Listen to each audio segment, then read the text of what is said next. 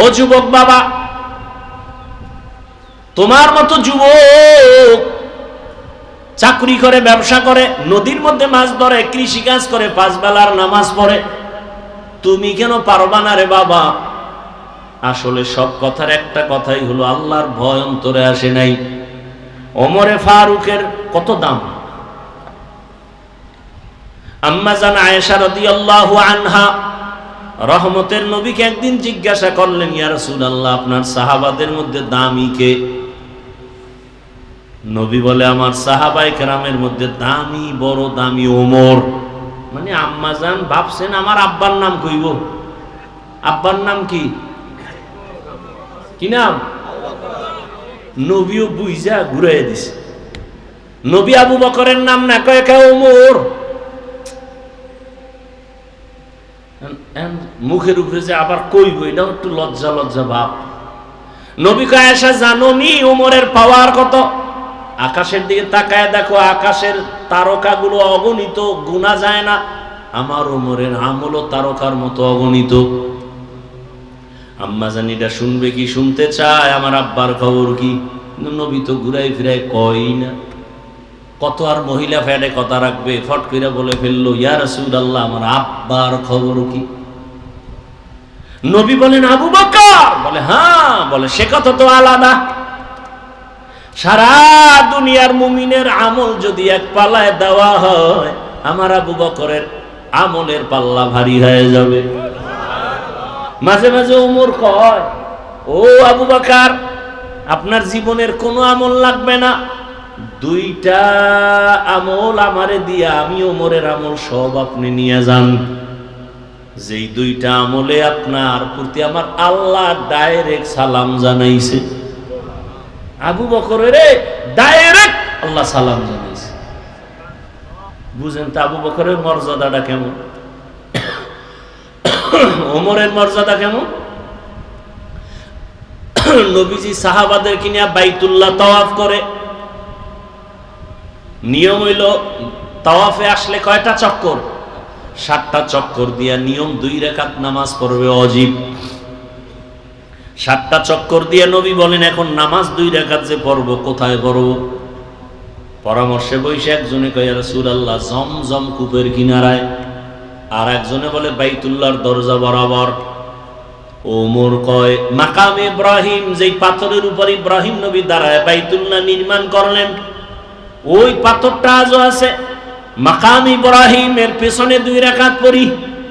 নবী পরামর্শ নিছেন। নবীর আর পরামর্শের দরকার আছে, কিন্তু নবী তারপরও পরামর্শ নিয়ে চুপ। সিদ্ধান্ত নবী এখনো দেয় না। সিদ্ধান্ত আসবে আরশে আজিম থেকে। জিবরাইল এসে হাজির, আয়াত নিয়ে বলে, ইয়া রাসূলুল্লাহ, আয়াত আল্লাহ দিয়া দিছে, আর বলছে ওমর যেটা কইছে আল্লাহ মাইনে নিছে, আপনাকেও মানতে বলছেন। এবার বুঝেন ওমরের পাওয়ার কত। আর 1500 বছর পরে সেই ওমরকে নিয়ে সোনার বাংলায় দাঁড়ায় যদি কোনো আলেম বলে ভণ্ড বেদাতি, ওর 14 গোষ্ঠী ভণ্ড।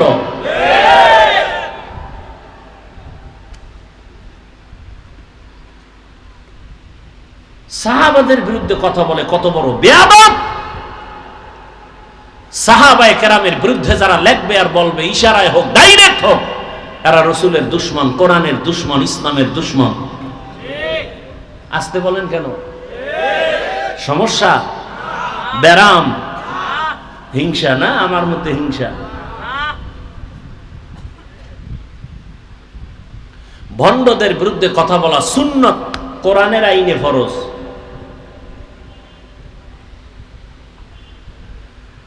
ভাইরা আমার, সেই ওমর কত পাওয়ারওয়ালা। সেই ওমর ঈদের দিন সবাই আনন্দ করে, আর ওমর দরজা লাগায় কান্না করে। আবু হুরায়রা রাদিয়াল্লাহু আনহু বলেন, খলিফাতুল মুসলিমিন কাঁদেন কেন? বলে, আবু হুরায়রা ভাই, কান্না করি, আনন্দ কি করব, পেরেশান। কেন? রোজা রাখলাম, কবুল হলো কিনা চিন্তা, জাহান্নাম থেকে মুক্তি পেলাম কিনা চিন্তা। ওমরে ফারুক রাদিয়াল্লাহু আনহু জাহান্নামের আযাবের ভয়ে কান্না করে করে গালে দাগ পড়ছে। রহমতের নবী বলেন, আমি একদিন আমার হুজরায় ঘুমাইতেছি, আয়েশার রুমে। মসজিদ আর আয়েশার রুম একই, পাশাপাশি দেওয়াল।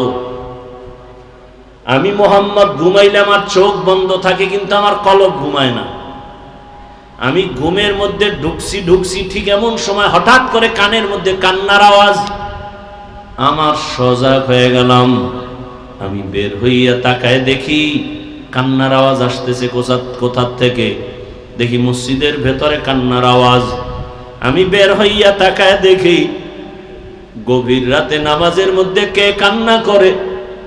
আমি ঘুমাইতে পারলাম না, নজর করে দেখি সাধারণ কেউ না, ঘরের মধ্যে কান্না করে মসজিদে আমার কলিজার সাহাবী আবু বকর।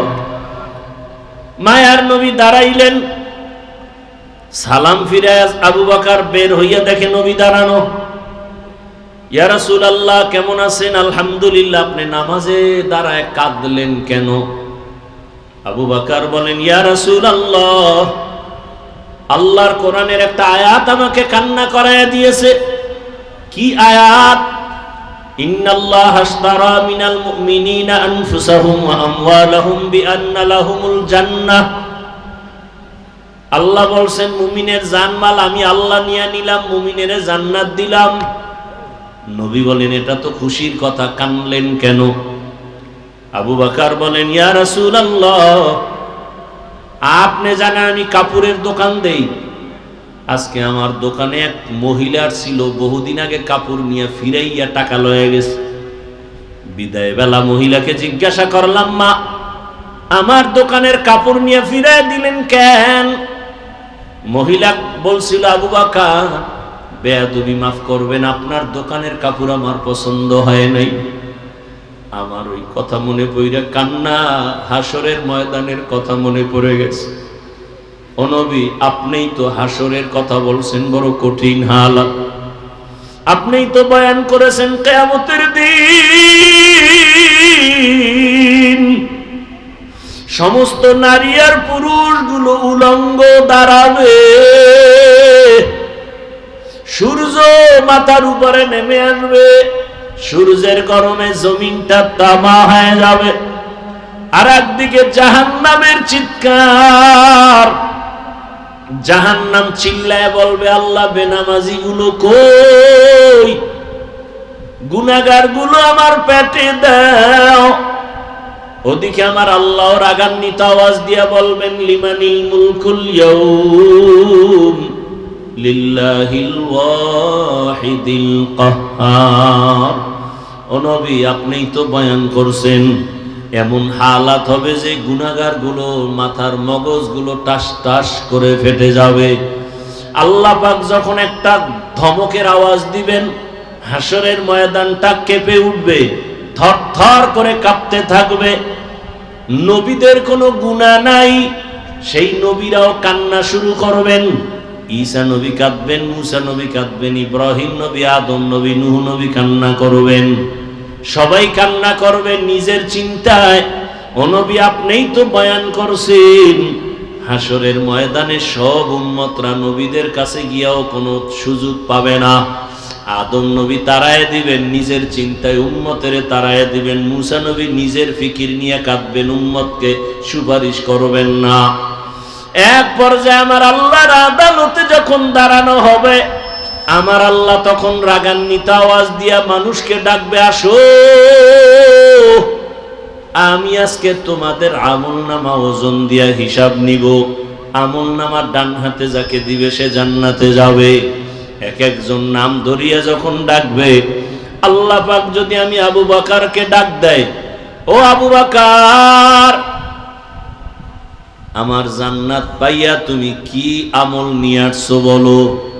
আমি যদি আল্লাহর কাছে পেশ করি, হে আল্লাহ, নামাজ নিয়ে আসছি, রোজা, তেলাওয়াত, সব আমল। ওই মহিলা বলছিল কাপড় ফিরাইয়া দেওয়ার কারণ পছন্দ হয় নাই। আমার মাওলা যদি বলে ফেলে, আবু বকর তোমার আমল নিয়ে জাহান্নামে যাও, আমার জান্নাত ফিরায় নিলাম। কেন? তুমি যে নামাজ পড়ছো, তুমি যে তেলাওয়াত করছো, আমার কাছে পছন্দ হয় নাই। যেইভাবে নামাজ পড়লে আমি খুশি হব, ওই নামাজ তুমি পড়ো নাই। যেইভাবে তেলাওয়াত করলে আমি আল্লাহ খুশি হব, ওই তেলাওয়াত তুমি করো নাই। তখন আমার হাতে জাহান্নামের হ্যান্ডকাপ লেগে যাবে। হাসরের ময়দানের ভয়ে ওমর কান্না করে, নবীও কান্না করে। হাদিসে পাকে একটা ঘটনা দেখলাম, কিয়ামতের ময়দানে একজন বান্দার ওজন যখন দেওয়া হবে আমল, একটা নেকের অভাব, এত নেক, শুধু একটা নেক যদি পায় সে এখনই জান্নাতে যাবে, কিন্তু একটা নেক নাই। আল্লাহ তখন বলবে, যাও তো হাসরের মাঠে ঘুরে দেখো তোমার আপন কে আছে, একটা নেক দিয়া তোমাকে সাহায্য করবে। মা বাবা ভাই বোন সব পালায় যাবে, সব দূরে যাবে, কেউ দিবে না। লোকটা কানবে আর ঘুরবে, কে আছে আমার একটা নেক দাও। হঠাৎ করে একটা বুড়া মানুষ বলবে, এই দাঁড়াও, কি চাও? তাই একটা নেক। কেন? আমার জীবনের সব নেক ওজন দিয়ে একটা নেকের অভাব। বলে আমার কাছে একটা নেক আছে, আমার কাছে একটা নেক ছাড়া কিছু নেই, সব গুনাহ গুনাহ গুনাহ। তোমার আমি একটা নেক দিয়া দিলাম, কারণ একটা নেক দিয়ে আমি জান্নাত পাবো না, কিন্তু তোমারে দিলে যদি আমার মাওলা দয়া করে তোমারে জান্নাত দেয়, আমার দিলটা একটু শান্ত হয়ে যাবে। আমার নেকটা তো কাজে লাগাই দিলাম, তোমারে আমি একটা নেক দিয়া দিলাম। বুড়া লোকটা দৌড়ে যাবে, মালিক আমার একটা নেকের অভাব পূরণ হয়ে গেছে। আমার মাওলা জানবেন, তারপরও বলবেন। এই বিপদের সময় মাও আসে না, বোন বাবাও আসে না, ভাই আসে না, কেউ কাছে আসে না। বিপদের মধ্যে এই মুহূর্তে একটা নেক তোমারে কে দিয়া সাহায্য করলো, তারে ডাকো। ডাকার পর ওই বুড়া এসেও হাজির। এই তুমি আরে নেক দিছো? বলে হ্যাঁ দিছি। কেন? ও আল্লাহ, আমার গুনাহ ছাড়া কিছুই নাই, আমার মাত্র একটা নেক, ওই নেকটা দিয়া তো আমি জান্নাত পাবো না। আমার ভাইকে দেওয়ার দ্বারা যদি জান্নাত পাই, আমার কলিজাটা ভরে যাবে। আমার একটা নেক তো কাজে লাগাইতে পারলাম। তোমার অন্তরে এত মায়ার মোহব্বত যখন আসছে, তোমার মায়া থেকে আমি মাওলার মায়া তো 99 গুণ বেশি। তুমি যখন এই বিপদে একটা নেক দিয়া তারে সাহায্য করে জান্নাতে পাঠাও, তুমি তৃপ্তি পাও। আমি মাওলা কত আদর করে বানাইছি তোমাকে, আমি মাওলা জাহান্নামে কেমনে দিব রে বান্দা? আমি মাওলাও মাহাব্বতের নজর দিয়া তোমাকেও জান্নাত দিয়া দিলাম।